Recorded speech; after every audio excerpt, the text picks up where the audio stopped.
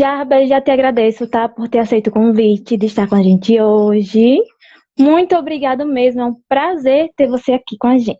Eu que agradeço o convite, né, de poder estar colaborando com vocês essa noite. Para mim é um prazer imenso. Jarbas, a gente sempre conhece aquela pessoa que fala que ama regras. Até mesmo nós podemos ser esse tipo de pessoa que ama regras, ama seguir elas, mas na maioria das vezes estamos vivendo uma vida legalista sem saber. O que a gente precisa saber para entender o que é o legalismo? Então, né, acho que para a gente poder tocar nesse assunto, a gente poder abordar o tema mais diretamente, é interessante a gente antes voltar e ter bem claro na mente o conceito do que seria a lei eterna de Deus. Uma vez que esse assunto se relaciona, né, com a maneira como a gente aplica a lei de Deus nas nossas vidas, então é importante a gente ter em mente exatamente o que é a lei eterna de Deus. Como o próprio nome indica, né, a lei eterna de Deus ela sempre existiu, ela é eterna, né? Sempre existiu porque ela é emanação, né, da sua justiça e do seu caráter santo.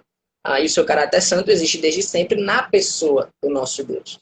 O nosso Deus, como nós sabemos, não é um Deus criado, não é um Deus originado, é um Deus que sempre existiu, é um Deus que, como as Escrituras dizem, de eternidade em eternidade é Deus. Está no Salmo 90 que diz isso, né? E se ele é um Deus eterno e autoexistente, o seu caráter santo também é autoexistente e a sua lei eterna, que emana desse caráter santo, também é autoexistente. Ela sempre existiu. Isso significa que a lei do Monte Sinai, ela é uma revelação parcial dessa lei eterna, né? Que, na verdade, antes, né, da própria lei do Monte Sinai, antes de serem dadas as tábuas dos 10 mandamentos, já existia a lei eterna de Deus no seu caráter santo e eterno desde eternidades passadas.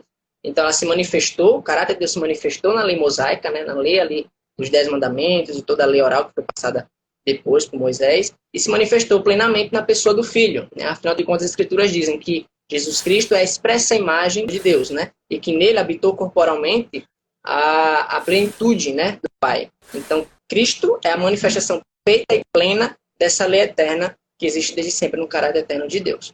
Uma demonstração de como essa lei eterna ela existe desde antes, né, da própria lei do Monte Sinai, que existe desde antes, inclusive, dos próprios 10 mandamentos, que é o resumo, poderia assim dizer, dessa lei eterna, também chamada por alguns lei moral de Deus, é quando Paulo, por exemplo, vai tratar ali do ministério da reconciliação, né, do Senhor Jesus, lá em Romanos capítulo 5, e ele começa, né, falando sobre o pecado da humanidade, como todos nós caímos em Adão, e ele diz que de Adão até Moisés, a lei existiu no mundo, né? Ou melhor, a morte existiu no mundo. Só que a morte ela só pode existir como consequência do pecado, né? E o pecado, por sua vez, ele só pode existir se existir uma lei que o impute, né? Que possa imputá-lo. Então, se antes da lei do Monte Sinai, se antes dos 10 mandamentos serem dados, já existia a morte no mundo, isso significa que existia uma lei para que o pecado fosse imputado e a morte então existisse. Que lei era essa que já existia desde mesmo antes da lei do Monte Sinai? Era justamente a lei eterna de Deus que existe desde sempre. Isso também explica porque alguns povos pagãos, né, tanto do passado como de hoje em dia, eles possuem noções gerais, né, de moral, de coisas que são certas e erradas, como, por exemplo, que matar não é legal, assassinar o próximo, que roubar o que é do próximo não é legal, que mentir não é legal. Eles têm essas noções morais, mesmo sem nunca ter ouvido falar do Deus judaico-cristão e mesmo sem nunca terem ouvido falar da ética e moral judaico-cristã, né? Isso por quê? Porque essa lei eterna de Deus, ela está impressa, né? Deus imprimiu na consciência de todo homem, como está lá em Romanos capítulo 2, que o apóstolo Paulo também diz, né? Então essa lei eterna, essa lei moral de Deus, ela existe desde sempre, nós precisamos ter isso bem claro em nossas mentes antes de a gente entrar no assunto da nossa live. Uma vez que a gente entende isso, é necessário fazer uma distinção entre dois extremos, né, da maneira como a gente se relaciona com essa lei, que na verdade nós não devemos incorrer em nenhum desses extremos. Um desses extremos, que nós não vamos nos deter aqui porque não é o assunto da live, é o antinomianismo. E é uma palavra complicadinha mesmo de se falar. Não sei se todo mundo aqui que está na live já ouviu falar nessa palavra, mas não é difícil de entender, não. Né? Antinomianismo vem da junção de dois termos gregos, né, que são as palavras anti e nomos, significando sem lei, ou sem regra, ou contrário à lei. Né? E os antinomianos são aqueles que acreditam que porque eles foram salvos pela graça, que porque eles estão debaixo da graça de Deus, eles não têm que cumprir lei nenhuma, que a lei não serve em nada para a vida deles e que não tem nenhum padrão moral a ser seguido. Né? Eles acreditam, inclusive, que podem até viver no pecado, né, porque estão debaixo da graça. É aquela noção de que porque onde abundou o pecado, superabundou a graça, então eles acreditam que tem que pecar mais para que a graça superabunde mais ainda. E você vê que isso é um pensamento equivocado, inclusive que Paulo, né, ele até repreende os que pensam dessa maneira. Lá em Romanos capítulo 6 ele diz, olha, não é porque onde superabundou a graça, ou onde abundou o pecado que superabundou a graça, que vocês vão pecar mais para que a graça superabunde mais ainda. Muito pelo contrário. Se a graça vos salvou, né, se a graça superabundou onde havia o pecado, se ela vos justificou, essa mesma graça que vos salvou é a graça que deve levá-los à santificação. É a graça que deve levá-los a obedecer a Deus. Portanto, ser salvo pela graça não significa, de modo nenhum, viver sem lei. Não significa, de modo algum, viver sem um padrão moral. Então, não é libertinagem, como a Michelle colocou aqui nos comentários, né? Infelizmente, os antinomianos são esses que acabam vivendo na libertinagem por achar que, por serem salvos por graça, não há nenhuma lei, nenhum padrão moral a ser seguido. Então, esse é um extremo que nós não devemos incorrer, que nós não vamos focar aqui, porque é o assunto da live. Esse é um extremo que eu diria assim, é o 8, né? Mas existe um outro extremo que é o 80, que nós também não devemos incorrer. A gente tem que tentar ficar ali no 40, que é um meio termo, né? Não pode nem ser antinomiano e nem pode ser o legalista, que é o oposto, o exato oposto do antinomiano. Enquanto o antinomiano acredita que, porque foi salvo pela graça, ele não precisa seguir lei nenhuma, né? Ele está isento aí de seguir algum padrão moral, a lei eterna de Deus, o legalista ele acredita que a lei é tão importante para a sua santificação, para a sua salvação, ele até mesmo faz acréscimos. Ele adiciona normas, adiciona regras, né? Em áreas que Deus nunca tentou criar regra nenhuma. Deus não legislou regra em certas áreas. Deus nos deixou livres e eles colocam essas regras, colocam essas normas a mais, né? Regras humanas, a fim de que, por causa do cumprimento dessas normas, ou até mesmo do próprio padrão moral de Deus mesmo, acharem que são salvos. Eles acreditam que são salvos com base no seu desempenho. Eles acham que são salvos com base no que eles fazem e não naquilo que Cristo realizou na cruz. E isso também é um entendimento equivocado, porque enquanto os antinomianos, eles hipervalorizam a graça, né? Comentaram aí também nos comentários, acho que foi o Luan, uma super graça, né? Eles hipervalorizam a graça ao ponto de ignorar a existência de uma lei moral a ser seguida. Os legalistas, eles desvalorizam a graça, eles ignoram a existência da salvação pela graça, e aí eles tentam se salvar com base nos seus méritos, com base nas suas obras, né? Com base no que eles fazem, não no que Cristo realizou. De maneira que a gente pode identificar um legalista exatamente dessa maneira. O legalista é aquela pessoa que ela vai tentar, através dos seus méritos, dos seus esforços, daquilo que ela faz, conquistar a salvação ou conseguir a santificação, né? Ou seja, ela não vai confiar na obra de Jesus Cristo somente, ela vai confiar no seu próprio desempenho, né? Naquilo que eles fazem. E aí é isso que caracteriza um legalista, é uma pessoa que acha que pode ser salva pelas suas próprias obras, que acha que pode ser salva pelo que ela faz e não pelo que Cristo fez. É uma pessoa que, no segundo momento, ela, podemos assim dizer, mede a sua salvação pelo cumprimento ou não desse seu desempenho. Ou seja, se ela está de acordo com esse falso padrão moral que ela adota, com essas regras e mais normas a mais que foram colocadas, etc., se ela está de acordo com isso, ela então está salva, ela se sente salva e inclusive se sente orgulhosa por causa disso. Se sente melhor do que os outros, se sente mais espiritual, se sente, enfim, acima de todos porque está seguindo esse falso padrão moral. Por outro lado, se ela não segue esse falso padrão moral, ela sente que não é uma salva. Ou seja, a salvação dela não está segura porque a base da salvação dela é o próprio desempenho e não Jesus Cristo, né?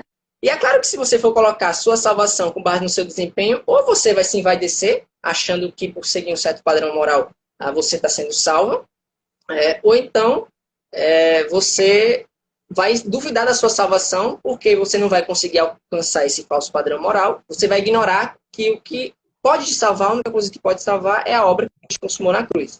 O legalista, ele também, né, por causa desse envaidecimento, quando ele consegue cumprir esse falso padrão moral que ele estabelece para si mesmo, que a sua comunidade religiosa estabelece para si mesma, esse legalista ele vai querer imputar, né, e impor essas regras, essas normas a mais, esse falso padrão moral sobre os outros.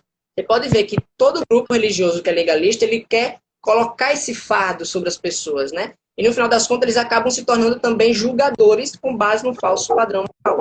Uma coisa é você julgar a nível de discernimento, que as Escrituras nos ordena, né? Segundo a reta justiça. Jesus fala isso, né? Julgar segundo a reta justiça. Então, isso está correto. Agora, outra coisa é quando você julga numa posição condenatória, que é o que os legalistas fazem, né? Eles condenam a tudo e a todos, fazem isso, né, de uma maneira para se sentir melhor, superior, e com base nesse nesse falso padrão moral. Então, legalista é isso, é alguém que vai tentar se salvar por esse falso padrão moral, por essas regras e normas estabelecidas, e sempre em posição autônoma, julgando os demais que não seguem esse falso padrão moral que ele tem que impor sobre os outros. Um exemplo clássico de legalismo, para ficar bem ilustrado, é, por exemplo, dizer assim, olha, é pecado a mulher utilizar calça comprida, né? As mulheres, as crianças, só podem usar saia e vestido, né? Se usar calça comprida, ela, meu Deus do céu, ela tá desviada. As pessoas já vêm logo, ela tá em pecado, né? Se estivesse em pecado. E não é bem isso, as escrituras não proíbem o uso da peça calça comprida em si, por exemplo. O que elas falam, sim, é que nós devemos andar em modéstia, porque se o nosso coração for modesto, isso vai se expandir em uma forma de falar, em uma forma de agir, em uma forma de vestir modesta, e que nada tem a ver com tipo de roupa específico. Porque vamos convir, né? Existem certas calças femininas que são muito mais modestas do que muita saia e vestido que certas irmãs usam por aí, né? Mas o legalista, com base até em um padrão legítimo, que é o da modéstia, eles ampliam isso e inserem normas, inserem padrões, falsos padrões morais. Aí, no final das contas, eles acabam hipervalorizando essas normas a mais que eles colocaram, de maneira que, por exemplo, se uma irmã utilizar uma saia, que ainda que seja longa, ela é um pouquinho justa e mostra as partes do corpo muito marcadinho, né? Isso aí tá legal, porque tá usando saia, pelo menos, né? Agora, se ela usar uma calça que fosse modesta e que não marca assim o corpo, aí é um problema, ela é pecadora, ela é miserável e tem que ser disciplinada na igreja. Esse é um mau exemplo do que é um legalismo na prática, né? Felizmente. Deixa eu ver se eu entendi direito. O antinomianismo crê que porque foi salvo pela graça, ele não precisa seguir padrão nenhum de lei, ele pode pegar à vontade. É como se a graça desse liberdade para o pecado. Já o legalista, ele crê que só é salvo se cumprir essas leis, se obedecer a elas. Mas, na verdade, está colocando uma lei acima do evangelho, não é isso? Exatamente. Ele acha que é salvo pelos seus próprios méritos, né? Não pelo que Cristo. Então, já que você deu o exemplo da calça, você poderia citar outros exemplos de legalismo hoje em dia? Velho, a gente pode passar a live todinha falando vários e vários exemplos. Sei lá. Assim, eu vou tentar citar aqui exemplos dos dois lados, né? Vou citar exemplos tanto de protestantes, né, de legalismo do lado protestante, como do lado católico romano, para ficar justa a coisa aqui, né? Que há forma de legalismo que se manifesta em ambos os lados. Eu vou focar em legalismo mais, vamos dizer, aparente do que em legalismos mais internalizados. Né? Eu vou falar um pouquinho depois sobre a disposição do coração, né, que é uma forma de legalismo também, você tem uma disposição errada de coração. Mas eu vou citar exemplos mais genéricos de cada lado. Né? Geralmente, o legalismo lá do protestante ele se apresenta na forma de usos e costumes, em geral. Né? Então, você tem esse exemplo da calça feminina, mas também você vai ter exemplos de proibir ou tornar pecado as mulheres cortarem o cabelo, usar maquiagem. Por exemplo, se um legalista te visse hoje, né, ele te condenaria. Tô pecando. Cometendo pecado. Isso. Pode usar maquiagem, não pode usar esmalte, né, a mulher. Ou então o homem, por exemplo, condenar o uso de bermuda, né, por homens, que só pode usar calça comprida. E, novamente, as escrituras colocam regra nessas coisas de que necessariamente tem que se vestir dessa forma ou tem que ser dessa maneira. Barba, a Michelle falou aí, tem igrejas que proíbem homens de usarem barba como se barba fosse pecado também. O homem que aparece usando barba na igreja já é malquisto, né, por causa disso.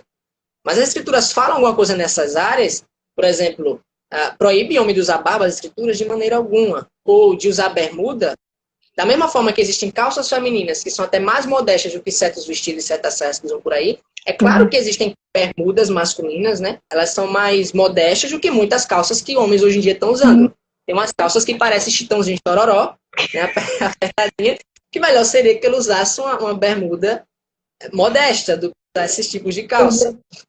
Então, Deus não colocou regra nessas coisas. Algumas igrejas vão tentar argumentar sobre o corte de cabelo feminino, uma interpretação bem equivocada ali de 1 Coríntios 11, quando o apóstolo Paulo fala, num dado contexto, né, um contexto bem específico sobre a mulher ter o cabelo crescido, né? E aí eles extrapolam novamente aquilo que está orientado na palavra de Deus e falam, olha, a mulher, ela não pode cortar o cabelo nunca. Cortar o cabelo é o pecado. E não é isso que as escrituras dizem, né? Aliás, Paulo não poderia estar proibindo isso, porque imagina só, tem irmãs que têm o cabelo, como assim dizer, mais crespo, né, e que naturalmente ganham somente volume, que se elas não cortassem nunca, gente do céu, né, ficaria complicado. Então, é óbvio que você deve cortar, é óbvio que deve que não tem nenhum problema com isso, né? Isso não é o padrão moral que Deus estabeleceu. Entretanto, algumas igrejas apelam para essa forma de legalismo e usos e costumes, colocando peso ou fardo sobre as pessoas que Deus jamais colocou. Tem igreja, por exemplo, que vai dizer que assistir televisão é pecado. Eu já ouvi falar, né? Alguns irmãos dizendo assim que ter televisão em casa é ter o trono de Satanás na sala. Olha só o peso da coisa. E aí você para pra pensar, meu Deus do céu, o problema, será que o pecado é o aparelho mesmo? O problema está no aparelho? Claro que não, o problema está na forma como você usa, o que você decide assistir, né? O pecado não está no aparelho, está no seu coração. Olha, se você vai chamar a televisão de trono de Satanás, então imagina o que é que nós devemos chamar o smartphone. Porque se você olhar direitinho, o smartphone ele é muito pior, assim, a nível de você poder usar para o mal do que uma televisão. Porque para uma televisão você está sujeito ali à programação. Você só escolhe mudar de canal, no máximo você está sujeito ao que passa. Mas o smartphone você assiste, você vê o que quer, você busca o que quer. E se você vai considerar a televisão um pecado, então o smartphone que a gente está usando aqui para o bem, está utilizando para transmitir essa live, usa para tantas coisas benéficas, vai demonizar o coitado porque pode usar para o mal? Não, o problema está no seu coração e não no aparelho em si, certo? Então, você vê que tem essa forma de legalismo. Você vê também um assunto até um pouquinho mais polêmico. Eu vou tocar em alguns assuntos mais polêmicos aqui. Pode tocar. Por exemplo, proibição dizer que é pecado a praia, né? O crente ir à praia é pecado e demoniza o lugar, né? A praia. Mais uma vez, existem princípios que nós devemos sim nos nortear para usar essas coisas? Claro que existem. Por exemplo, é óbvio que o cristão não deve, no meu ver, né, dada a modéstia, ir de qualquer maneira à praia. Ele não vai, porque está perto da água, usar como desculpa para, por exemplo, usar pouca roupa. É claro que não. Especialmente nós homens, né, que somos mais visuais, somos tentados mais visualmente, a gente deve tomar um certo cuidado sobre ir à praia em lugares mais movimentados, em que mulheres seminuas estão, de repente, passando ali dentro de nós. A gente deve fugir da aparência do mal, as escrituras orientam isso, né? Mas dizer que a praia é um pecado, ou que o crente e a praia é um pecado, também não é algo bíblico. Deus não falou isso em lugar nenhum. Isso é doutrina e regra humana. Existem formas e formas de você fazer isso, né? De você aproveitar um momento de lazer com sua família na praia, por exemplo, usando uma roupa mais leve, mas ainda bem vestido, de certo modo, e procurando um lugar assim menos movimentado, evitando essas aglomerações onde as pessoas estão seminuas, etc. Mas o crente e a praia não é um pecado em si. A praia não é um pecado, é uma coisa boa. As escrituras dizem que Deus fez tudo e viu que era bom, e isso inclui o mar, isso inclui a praia.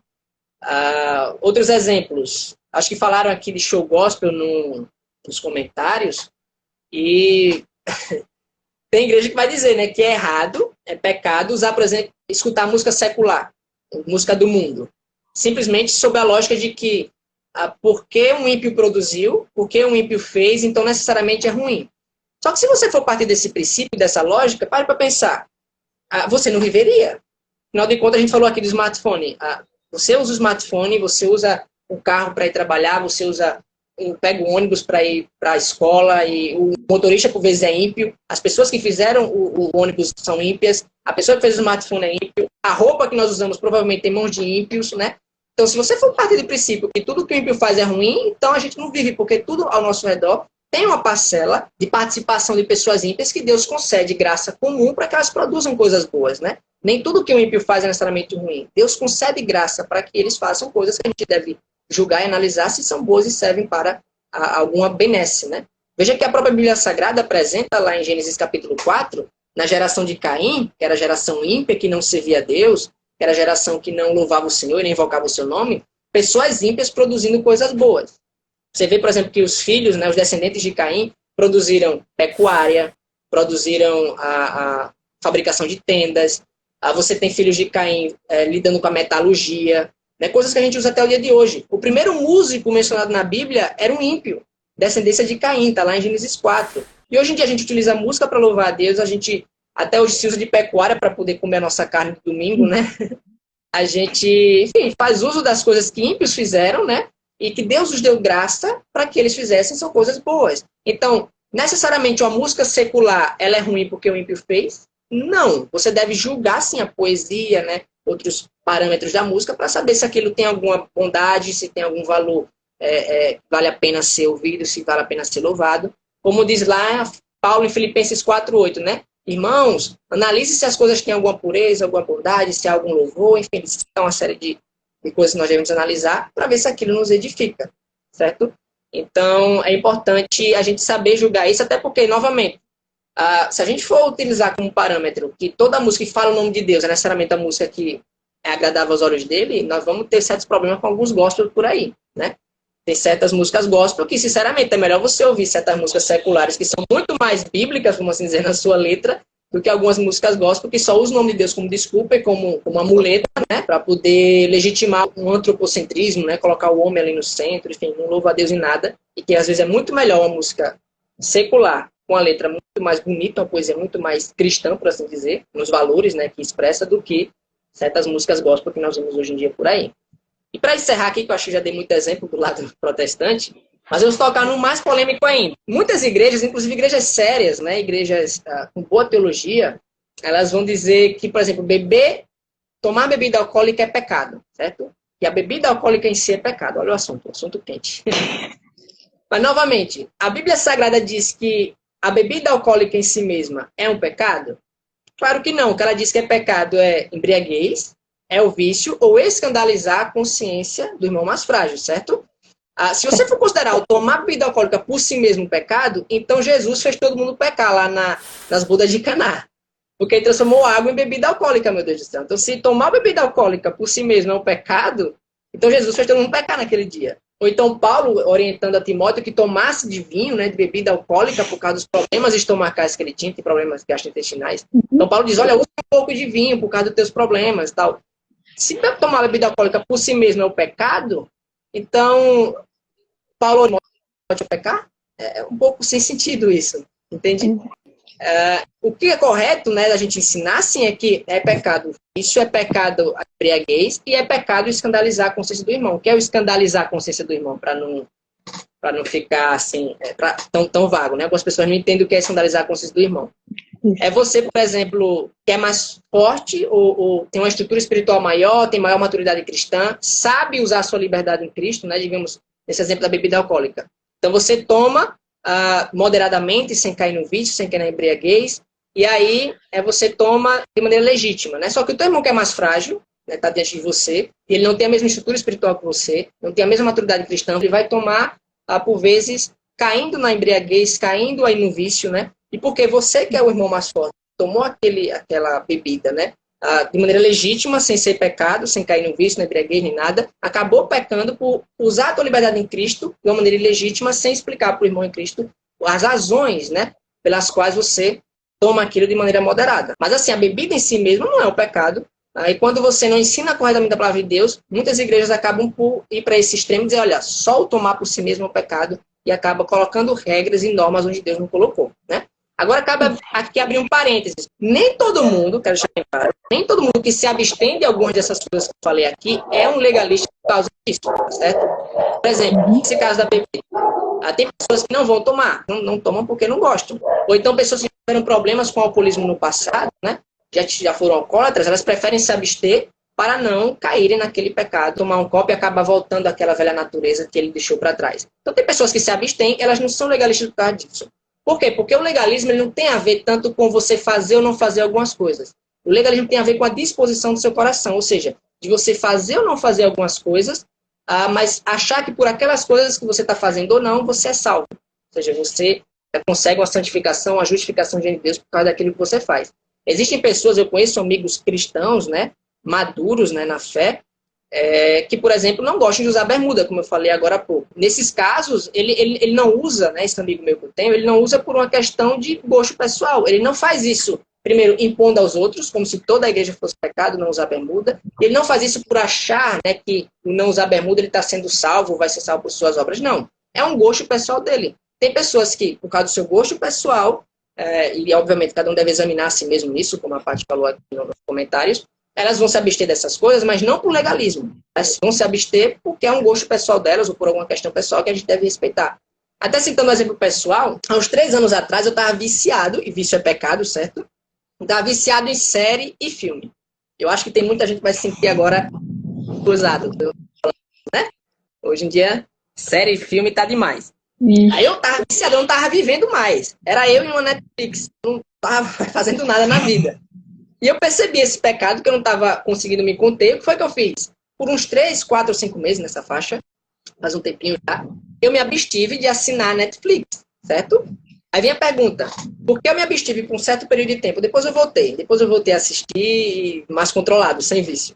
Mas nesse período que eu me abstive de assistir, que eu cortei a mão que me levava a pecar, que eu arranquei o olho que me levava a pecar, né? Como aquele princípio que Jesus ensina lá em Mateus 5. O fato de eu ter me abstido por um tempo de consumir conteúdos midiáticos fazem de mim um legalista ou fizeram de mim um legalista? Não, né? Ali foi uma situação particular, uma situação pessoal, e para eu conseguir lidar com aquele pecado no meu coração, ó, os cachorros aí, estão sendo assim acusados eles, né? Os cachorros. Tá. Enfim, eu para poder lidar com o pecado que eu estava lutando, eu precisei me abster da Netflix por um dado momento, por um certo período de tempo. Eu fui um legalista por causa disso? Claro que não. Por quê? Porque eu nem colocava isso sobre os outros, como uma regra que todo mundo tem que seguir, e nem tampouco eu fazia isso achando que por tais coisas eu seria salvo, ou que eu seria salvo por causa do meu desempenho. Não. Isso foi uma situação particular. Então, eu quero deixar bem claro isso. Certas abstenções que tem aqui nesses exemplos não são legalismo necessariamente, né? Certas abstenções são simplesmente as situações pessoais, de gosto pessoal, de luta de cada um, certo? E que não representa legalismo, porque a disposição do coração delas não está errada, certo? A disposição está correta. Mas, enfim, partindo aqui para o final dessa resposta, caso dos católicos romanos, né? Vamos citar alguns exemplos também do lado de lá, porque acho que eu já sentei o rei bastante aqui nos protestantes, sentar o rei um pouquinho do lado humanista. Eu acho, na minha humilde opinião, certo, que no lado católico romano, o legalismo ele é um pouquinho mais grave, porque diferente dos protestantes, em que o legalismo ele se apresenta muito mais na forma de usos e costumes, no lado dos romanistas, né, dos católicos romanos, ele se apresenta dentro da própria teologia deles. Por exemplo, lá no século XVI, quem já estudou a reforma protestante sabe que os reformadores bateram forte contra uma forma de legalismo que a Igreja Católica Romana promovia à época, que era a venda de indulgências, né? Ou seja, a pessoa acreditava que por comprar indulgências, né, ela conseguia méritos diante de Deus e comprar sua salvação, basicamente. Elas conseguiam comprar sua salvação pela compra de indulgências. Isso é o quê? É legalismo. É você achar, né, que você pode comprar sua salvação ou, com base ao que você faz, adquirir um lugarzinho no céu. E não unicamente pela obra de Jesus Cristo. O maior problema do legalismo é esse. É você achar que você precisa adicionar alguma coisa à obra que Cristo consumou. É como se você dissesse que Cristo não é suficiente, Cristo é dispensável se você é salvo pelas suas obras, entende? Se você é salvo pelo que você faz, então Cristo não é necessário, você é salvo pelo seu mérito e não pelo dele. E a venda de indulgências lá no século XVI, os reformadores bateram forte contra isso, justamente por quê? Porque você não pode comprar a sua salvação, entende? E, infelizmente, essa era uma forma de legalismo que existia à época, né? Hoje em dia, na teologia romanista, também existe forma de legalismo através, por exemplo, do sacramento da penitência, né? Onde eles acreditam, né, que, por exemplo, o pecador, fiel, ele pecou, né, então ele deve passar pelo sacramento da penitência, que nada mais é do que uma forma de legalismo. Por quê? Porque o pecador, né, o fiel, ele vai até o sacerdote, ele começa se confessando, né, do seu pecado, e aí o sacerdote ele vai passar algumas obras de satisfação, né, para ele cumprir. É como eles chamam, obra de satisfação. Ele manda rezar 30 Ave Maria, 40 Pai Nosso, dar esmola aos pobres, né? E vejam que essas coisas em si mesmas não são ruins. Com exceção aqui da Reza Maria, que vão perdoando os católicos que querem paz, mas tem na Bíblia lugar nenhum que você tem que fazer oração ou reza para Maria. A gente deve somente através de Jesus Cristo, que é o nosso único intermediador, né, entre Deus e os homens, como Paulo declara em uma de suas cartas.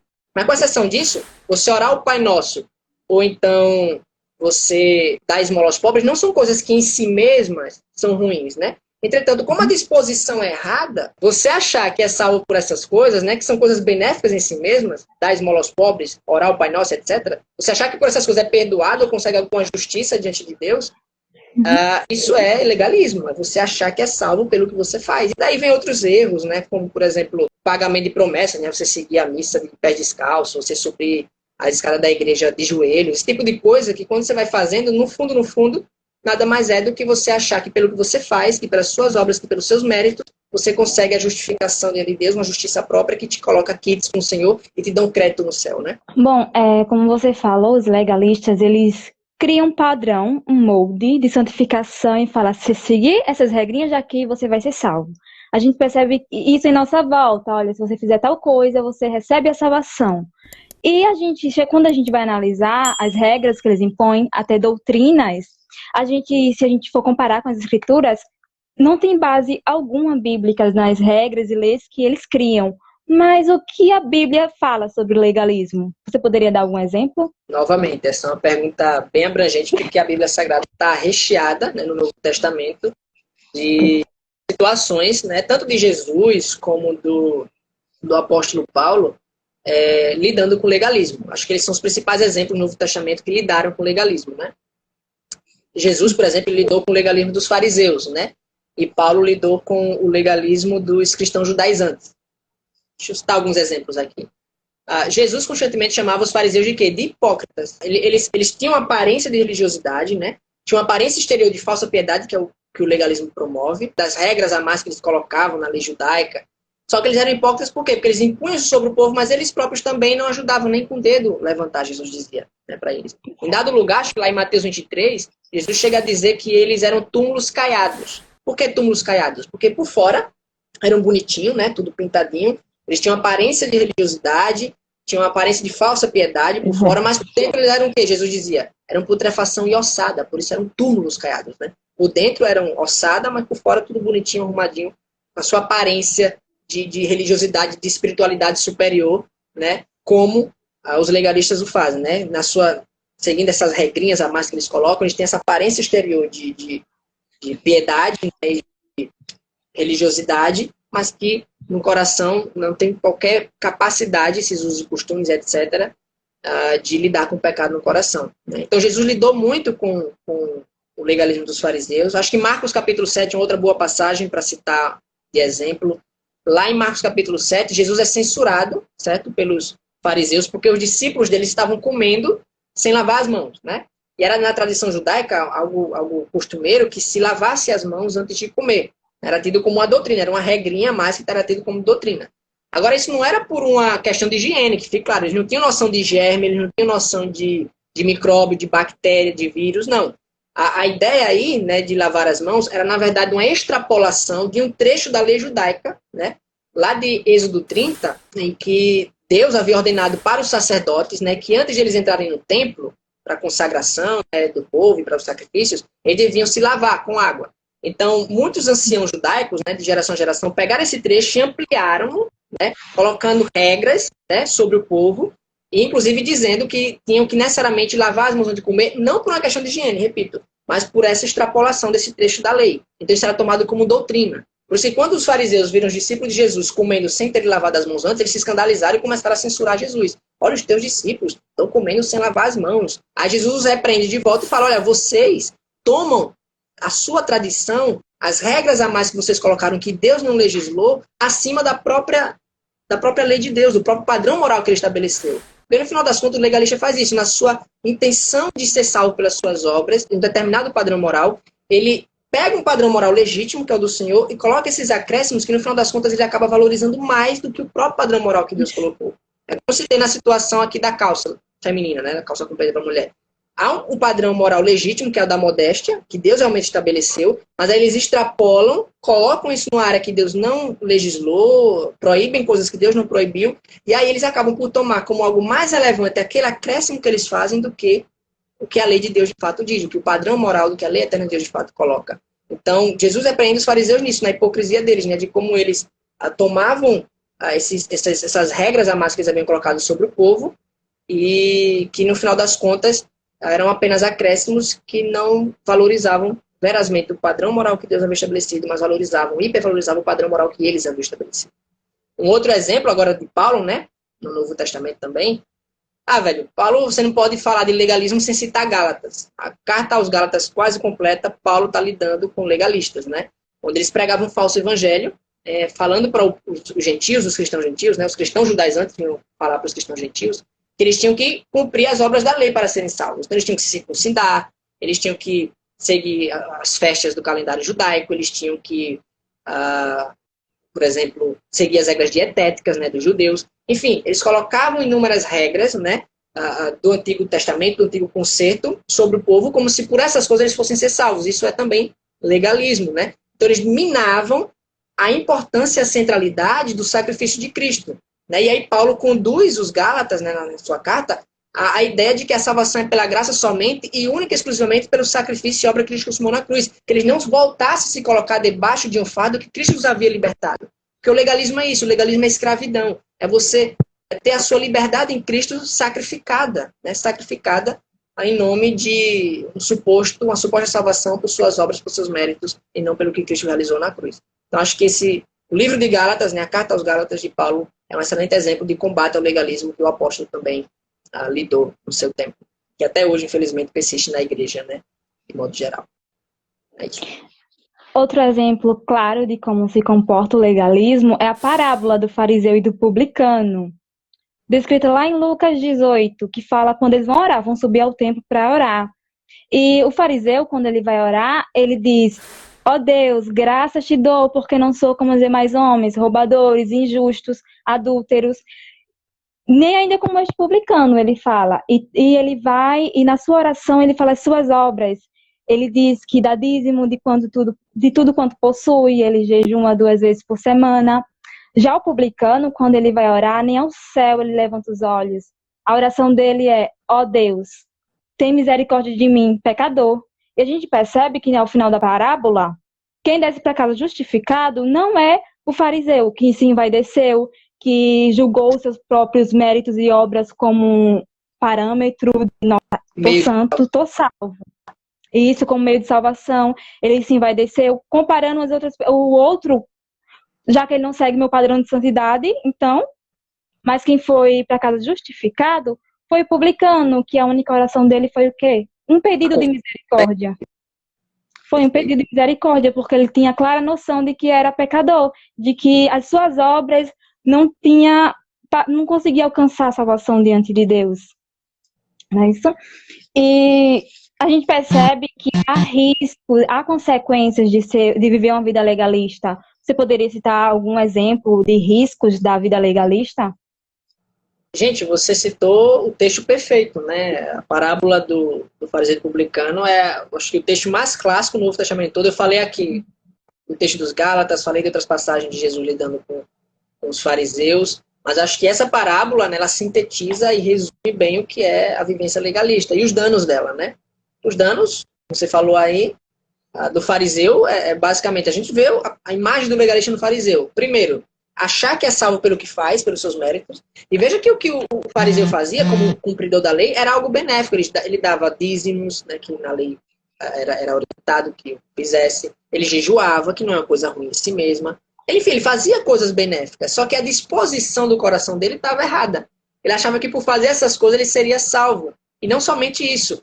Ele se envaidecia nisso, né, que a gente já falou nisso, que ele achava ser melhor do que os outros porque cumpria essas regrinhas, porque cumpria, enfim, esse padrão moral, e aí com essa posição altiva julgava os outros, né, e julga até o publicano, né, julgou o publicano, sentindo-se superior e condenando, né, colocando uma posição condenatória. Então acho que o pior efeito do legalismo na vida de uma pessoa é envaidecê-la, é fazê-la sentir-se superior, fazê-la sentir-se melhor do que os outros e achar que é salva pelo que faz e não somente pela obra consumada em Cristo na cruz.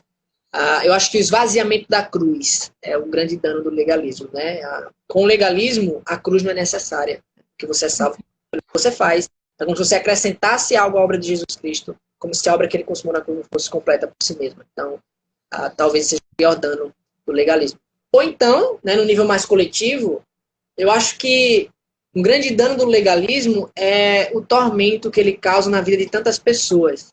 Gente, eu estou cansado de ver pessoas que vêm de comunidades legalistas, de igrejas legalistas, de seitas legalistas, machucadas e angustiadas. Por quê? Porque para elas era imposto um padrão que elas não conseguiam atingir, né? E para elas era ensinado que elas tinham que ser salvas pelo que elas faziam, né? Elas eram ensinadas nesses contextos legalistas de que o que elas faziam, de que as obras delas eram que as salvava. Então essas pessoas vêm machucadas, o legalismo é como fosse um fardo que produzia somente um cristianismo de aparência, um cristianismo apenas exterior, mas que não é capaz de lidar com o pecado no coração, né? Não é capaz de realmente produzir verdadeira santidade, verdadeira pureza na pessoa. Somente a graça de Deus faz isso. Então, acho que é isso. Os piores danos do legalismo a nível individual, é ele te fazer achar ser melhor do que os outros porque você cumpre determinado padrão moral, achar que você é salvo pelas suas obras, esvaziando o significado da cruz de Cristo, do próprio evangelho, e ainda por cima, colocando fardo sobre as pessoas, machucando-as e fazendo-as sentirem-se angustiadas por não cumprir certo padrão moral. Então, diante disso, como a gente deve tratar uma pessoa legalista, um irmão legalista, e até mesmo como a gente deve se comportar em um ambiente, em uma igreja legalista? O que a gente deve fazer? Começando pelo final da sua pergunta. Olha, se você está numa igreja legalista, você que lute. Como diz. Brincadeira. Assim, se você tiver na posição de liderança, né, até você consegue produzir, talvez instigar a sua igreja a mudança de parâmetros, né, de paradigmas, né? Você consegue pregar o evangelho somente, você tem que, né, apresentar Jesus Cristo, né, como a obra dele sendo suficiente para a sua salvação no que você faz. Porque se você estiver na posição de liderança, você consegue lidar melhor. Pessoal rindo aqui nos comentários. Você consegue lidar melhor com o contexto legalista, consegue mudar o quadro, né? Agora, se você não está, velho, numa posição de liderança na igreja, de influência, olha, eu acho que é complicado, né? Dificilmente você vai conseguir mudar o seu cenário. Às vezes é mais viável, eu não estou querendo sugerir nada para alguém aqui, cada um que julgue a sua situação, né? Mas às vezes é mais viável você realmente buscar uma igreja saudável, uma igreja com teologia saudável, do que permanecer naquele ambiente que prega um falso evangelho, né? Paulo disse que esse falso evangelho, e falando aos Gálatas sobre legalismo, ele disse que quem prega esse falso evangelho, quem traz outra mensagem, ainda que fosse um anjo do céu, que fosse anátema, fosse maldito, né, diante de Deus, por causa, enfim, desse falso evangelho que é ensinado com base nas obras e não no que Cristo fez naquela. Agora, se você está lidando com um legalista individualmente, né, se você está lidando com um irmão que infelizmente está caindo no pecado do legalismo, você deve tratá-lo como Paulo tratou na sua carta aos Gálatas, apresentando a salvação pela graça somente, de que Cristo e a fé em Cristo somente é suficiente, que o que ele consumou naquela cruz é suficiente. E talvez o medo legalista, diante dessa pregação, ele achar o seguinte: mas se eu confiar somente na graça, se eu confiar somente em Jesus Cristo e minha salvação, então eu me torno um antinomiano. Não necessariamente, né? Porque você confiar em Jesus Cristo somente não te isenta de seguir um certo padrão moral, mas, na verdade, te conduz a produzir boas obras, e sim você obedecer a Deus, não para ser salvo, mas porque foi salvo. Então o legalista precisa entender isso, que ele não é salvo por causa do que ele produz, por causa das obras dele, por causa do que ele faz. Muito pelo contrário, é porque ele foi salvo que ele vai produzir a obediência a Deus, né? Que é porque a graça o alcançou e o justificou, que essa mesma graça vai produzir santidade. Né? A graça que justifica é a graça que santifica. A graça justificadora é uma graça santificadora. Entende? Então, o que nós precisamos apresentar aos nossos irmãos é a salvação pela graça somente, o fé em Jesus Cristo somente. E se ele entender isso, se ele entender que não é salvo pelo que ele faz, mas sim pelo que Cristo fez, né? E como isso o conduz à obediência genuína, então certamente ele vai ser liberto do legalismo e vai conhecer o verdadeiro evangelho. Eu devo dizer que o legalista precisa entender que usos e costumes e o legalismo não tem o poder de combater o pecado no coração. Quem faz isso é a graça de Deus. Quem trata do coração, quem purifica o teu coração, quem vai te trazer verdadeira santidade é a graça de Deus, não o teu legalismo, não teus usos e costumes. Enfim, é somente a graça de Deus, sola gratia, como a parte colocou aqui nos comentários, que pode tratar o pecado. Então, acho que essa é a maneira de lidarmos com o legalismo individualmente. Quando estamos debaixo da graça, Deus nos chama para viver uma vida em obediência. Se não devemos seguir nenhum dos extremos, nem o legalismo, nem o antinomismo, como devemos obedecer a Deus? As Escrituras elas apresentam 3 princípios de como deve ser regida a nossa obediência a Deus. Primeiro, é que nós precisamos conhecer o padrão moral de Deus. Você não tem como obedecer a Deus se você não conhece a sua vontade. É por isso que as Escrituras dizem que nós devemos meditar na lei do Senhor de dia e de noite, né? Bem-aventurado é quem tem prazer na lei do Senhor. As Escrituras nos orientam a gente exercitar nossa mente na palavra de Deus, porque se a gente não conhecer, né, o padrão moral de Deus, a sua lei eterna, como é que a gente vai obedecer? A gente precisa conhecer, certo? A palavra de Deus, precisamos conhecer esse padrão moral para poder obedecer. Esse é o primeiro princípio. O segundo princípio é a disposição correta de coração, que é o que? É você amar a Deus acima de todas as coisas e o teu próximo como a ti mesmo. Jesus, quando perguntado acerca de como cumprir a lei, né, de como você andar no padrão moral de Deus, no padrão da sua lei eterna, ele falou, olha, a lei se cumpre amando a Deus acima de todas as coisas e o teu próximo como a ti mesmo. Por que ele falou isso?